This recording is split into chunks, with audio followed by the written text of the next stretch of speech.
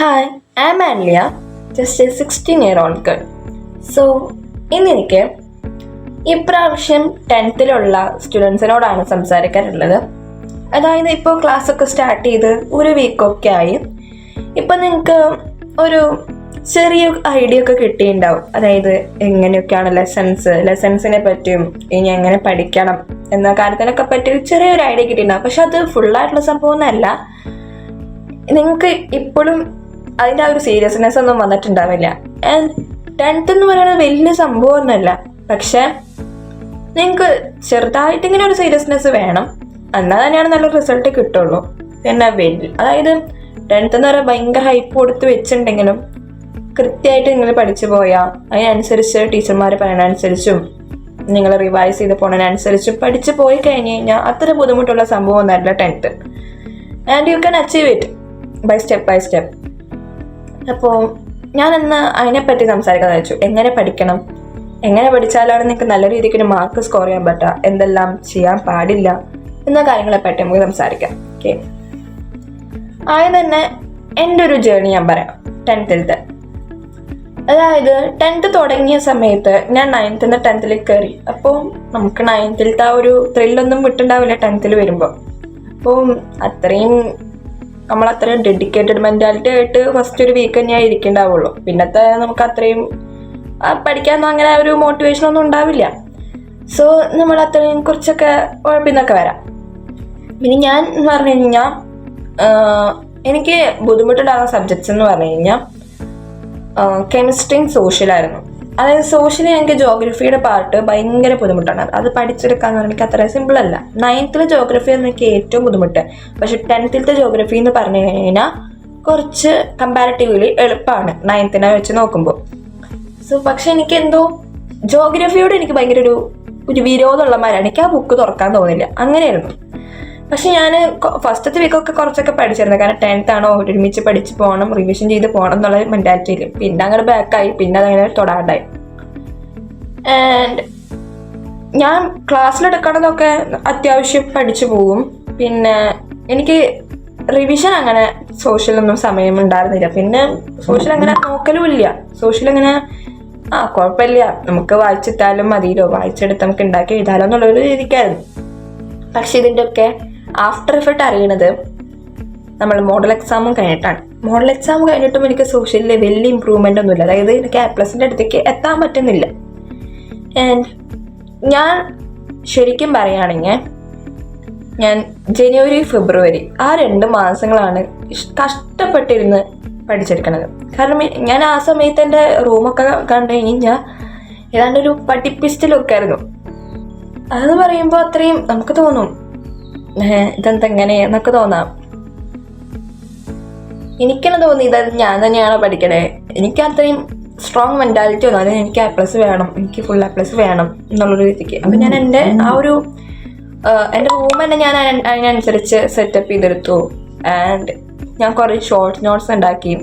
അതാണ് ഏറ്റവും ഇമ്പോർട്ടൻ്റ്. നിങ്ങൾ നോക്കേണ്ടത് എന്താണെന്ന് വെച്ച് കഴിഞ്ഞാൽ ഇപ്പോൾ സോഷ്യലൊക്കെ പഠിക്കാന്ന് വെച്ച് കഴിഞ്ഞാൽ കൂടുതലും ഷോർട്ട് നോട്ട്സ് ഉണ്ടാക്കി പഠിക്കാൻ നോക്കുക. അതായത് സോഷ്യൽ എന്ന് പറഞ്ഞാൽ ഒരു ഡെസ് നമുക്ക് പഠിക്കാനുണ്ടോ, പക്ഷെ അതൊന്നും നമുക്ക് എക്സാമിൻ്റെ തലേദിവസം ഫുള്ളിരുന്ന് വായിച്ചെടുത്ത് പഠിക്കാനുള്ള ടൈമൊന്നും ഒരിക്കലും കിട്ടില്ല. അപ്പോൾ എന്ന് പറഞ്ഞു കഴിഞ്ഞാൽ ഈ ഷോർട്ട് നോട്ട്സ് ഉണ്ടെങ്കിൽ നമുക്കതൊന്ന് റിവൈസ് ചെയ്ത് പോകാൻ ടൈം ഉണ്ടാവും. അപ്പോൾ അതൊന്നാമത്തെ കാര്യം, ഷോർട്ട് നോട്ട് ഉണ്ടാക്കി പഠിക്കാം. പിന്നെ എന്ന് പറഞ്ഞു കഴിഞ്ഞാൽ ഇമ്പോർട്ടൻ്റ് ആയിട്ടുള്ള കാര്യങ്ങൾ ടീച്ചേഴ്സ് പറയുന്നതും അതൊക്കെ നന്നായി തന്നെ മാർക്ക് ചെയ്ത് വെക്കുക. അതിൽ നിന്നൊക്കെ റിപ്പീറ്റഡ് ആയിട്ട് ചോദിക്കുന്ന കാര്യങ്ങളൊക്കെ ഉണ്ടായിരിക്കും. സോ അങ്ങനെ. പിന്നെ മാത്സിലേക്കൊക്കെ വരികയാണെങ്കിൽ ഞാൻ എക്സാമിൻ്റെ തലേദിവസം 2 ദിവസമാണ് ഞങ്ങൾക്ക് മുടക്കുണ്ടായിരുന്നത്. അത് ഞാൻ ഏകദേശം ഒരു 100 ക്വസ്റ്റ്യൻസിൽ ഒക്കെ ഞാൻ സോൾവ് ചെയ്തിട്ടുണ്ട്. എൻ്റെ ഒരു ബുക്ക് ഉണ്ടായിരുന്നു. ആ ബുക്ക് മുഴുവൻ ഞാൻ ആ ഒരു ദിവസം കൊണ്ട് ചെയ്ത് തീർത്ത ബുക്കായിരുന്നു. അത്രയും ഞാൻ എഫേർട്ട് ഇട്ടാൽ പഠിച്ചിട്ടുണ്ട്. എന്നിട്ടും എനിക്ക് മാത്സ് എക്സാമിന് പോയപ്പോൾ എവിടെയൊക്കെ ഒരു ഇതൊക്കെ ഉണ്ടായിരുന്നു. പക്ഷെ അത് കവറായി പോയി. നിങ്ങൾ അത്രയും പ്രാക്ടീസ് ചെയ്താലാണ് നമുക്ക് മാത്സ് ഒക്കെ കറക്റ്റ് ആ ഒരു ടൈമിനുള്ളിൽ തീർക്കാൻ പറ്റുള്ളൂ. ആൻഡ് കെമിസ്ട്രി ആയാലും അതേമാതിരി തന്നെയാണ്.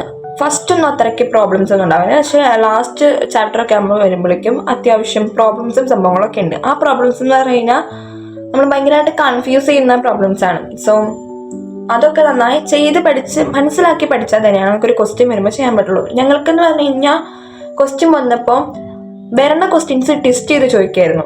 അതായത് ചിലപ്പം നമ്മൾ പഠിച്ച രീതിക്കല്ല, പഠിച്ച രീതിയിനേക്കാളും ഒന്ന് ടെസ്റ്റ് ചെയ്ത് ചോദിക്കും. അപ്പം നമ്മൾക്ക് ആ ഒരു പ്രോബ്ലംസിനെ പറ്റി നല്ല ഡെപ്തായിട്ട് അതെങ്ങനെ ചെയ്യാമെന്ന് നമ്മൾ മനസ്സിലാക്കിയിട്ടുണ്ടെങ്കിൽ മാത്രം നമുക്ക് അത് ചെയ്യാൻ പറ്റുള്ളൂ. ഒരിക്കലും അത് കാണാതെ പഠിച്ച് പോയിട്ട് ആ ഒരു സ്റ്റെപ്പ് ബൈ സ്റ്റെപ്പ് അങ്ങനെ ചെയ്യാൻ പറ്റില്ല. എന്താണ് ക്വസ്റ്റ്യനിൽ ചോദിക്കണേ അതിനനുസരിച്ച് നമ്മൾ ഉത്തരം എഴുതണമെങ്കിൽ അതിനെപ്പറ്റി നമുക്ക് ഡീപ്പായിട്ടുള്ള ഒരു അറിവുണ്ടായിരിക്കണം.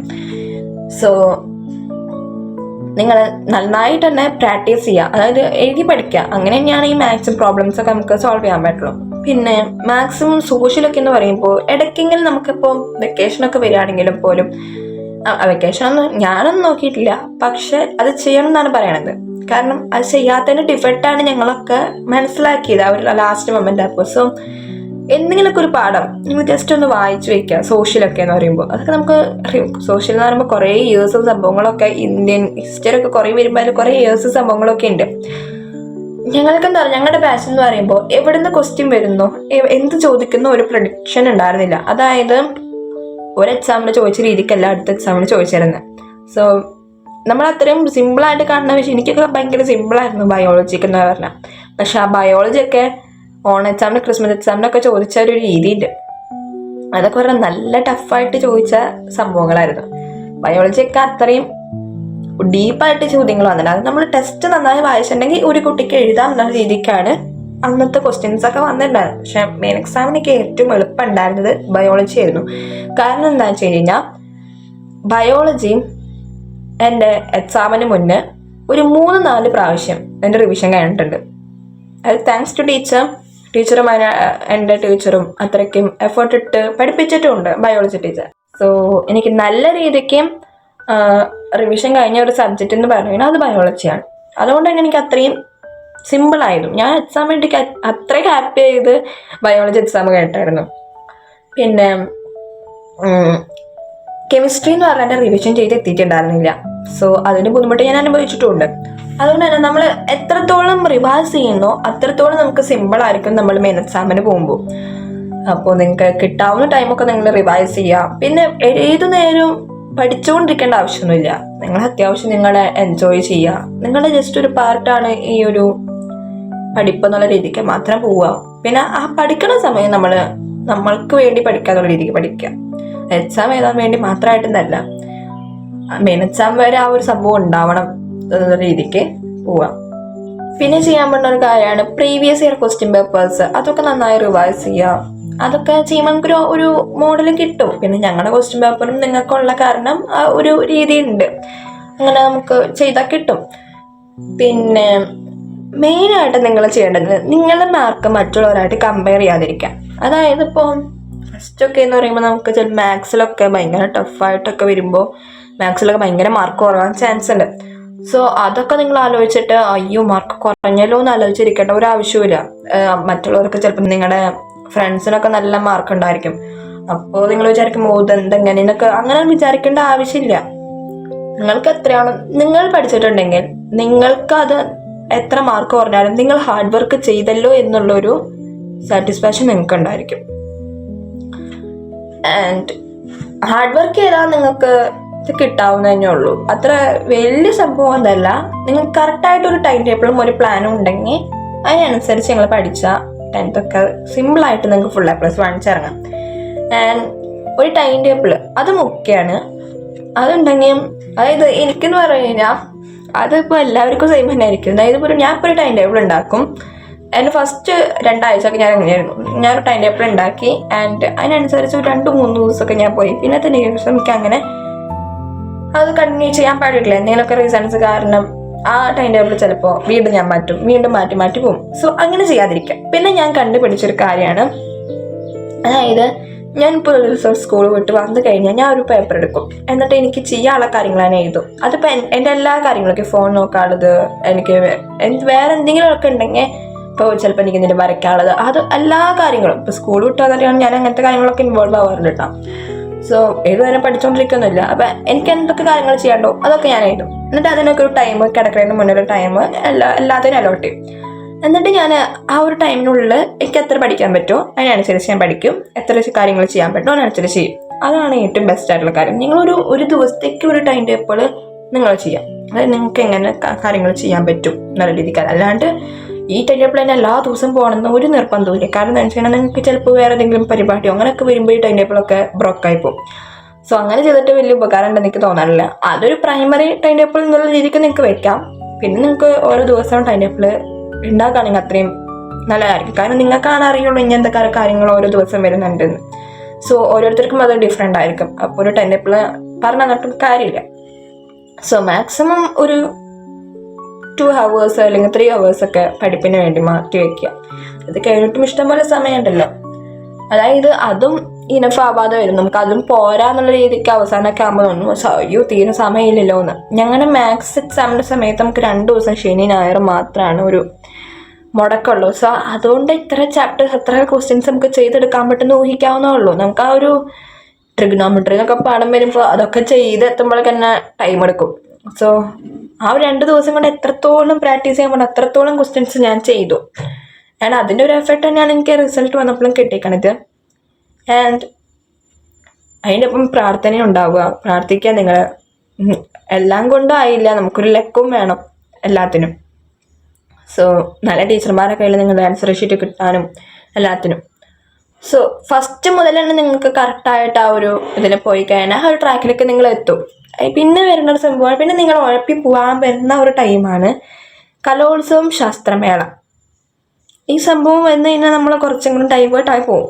അതായത് നമുക്ക് ക്ലാസ്സിലൊന്നും അങ്ങനെ കയറാം. എനിക്ക് അങ്ങനെ ഒരു പ്രശ്നം ഉണ്ടായിരുന്നു ക്ലാസ്സിലൊന്നും കയറാൻ പറ്റും. പക്ഷെ അത് അത്രയ്ക്കും എഫർട്ട് ചെയ്തില്ല. കാരണം ഞാൻ അത്രത്തോളം ആ നോട്ട്സും കാര്യങ്ങളൊക്കെ അപ്പോൾ എഴുതി പോകുന്ന കാരണം എന്നെ അത്രത്തോളം എഫർട്ട് ചെയ്തില്ല.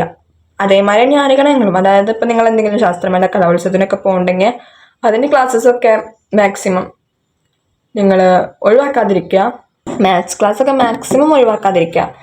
ആൻഡ് എനിക്കിപ്പോൾ എന്തെങ്കിലും ക്ലാസ് മിസ്സായാൽ തന്നെ ഞാൻ ഡൗട്ട്സ് ചോദിക്കാറുണ്ട് ടീച്ചർമാരോട്. അല്ലെങ്കിൽ ഇപ്പോൾ ഞാനിപ്പം യൂട്യൂബ് ക്ലാസ്സോ അങ്ങനെ എന്തെങ്കിലും വെച്ച് ആ ഒരു ടൈമിൽ തന്നെ ക്ലാസ്സസൊക്കെ ഞാൻ കേട്ടിരുന്നു. എനിക്ക് ആ ഒരു മിസ്സിങ് പോലെ എനിക്ക് തോന്നിയിട്ടില്ല. പക്ഷെ ആ ഒരു ടൈമിലായിരിക്കും നമുക്ക് നല്ല മെമ്മറീസ് കിട്ടുന്നുണ്ടായിരിക്കാം. പിന്നെ 10th നമ്മൾ എൻജോയ് ചെയ്യേണ്ടതായിരിക്കാം. അതൊക്കെ നല്ലത് തന്നെയാണ്. പക്ഷെ അതിനിപ്പോൾ നമ്മൾ പഠിക്കുക ആൻഡ് ഉഴപ്പാതിരിക്കുക. ആൻഡ് നമ്മൾ ആ ഒരു ഇതൊക്കെ കഴിഞ്ഞ് നമ്മൾ ആ റിസൾട്ട് വരുന്ന ഒരു ദിവസമുണ്ട്. ആ റിസൾട്ട് വരുന്ന ഒരു ദിവസം നിങ്ങൾ ആ രജിസ്റ്റർ നമ്പർ അടിച്ച് സബ്മിറ്റ് കൊടുത്ത് ഫുൾ A+ ഇങ്ങനെ കാണുമ്പോൾ അത് കിട്ടുന്ന ഒരു സാറ്റിസ്ഫാക്ഷൻ അത് വല്ലാത്തൊരു ഇതാണ്. സോ അത് വെറുതെ കിട്ടുന്നില്ല. നിങ്ങൾ പഠിച്ചാൽ, നിങ്ങൾ ഹാർഡ് വർക്ക് ചെയ്താൽ സിമ്പിളായിട്ട് തന്നെ 10th അത് കിട്ടും നമുക്ക്. സോ എല്ലാവർക്കും all the best. And maximum നിങ്ങൾ നല്ല രീതിക്ക് തന്നെ പഠിക്കുക, എൻജോയ് ചെയ്യുക 10th. ആൻഡ് ഇത്രയൊക്കെ തന്നെ. Thank you.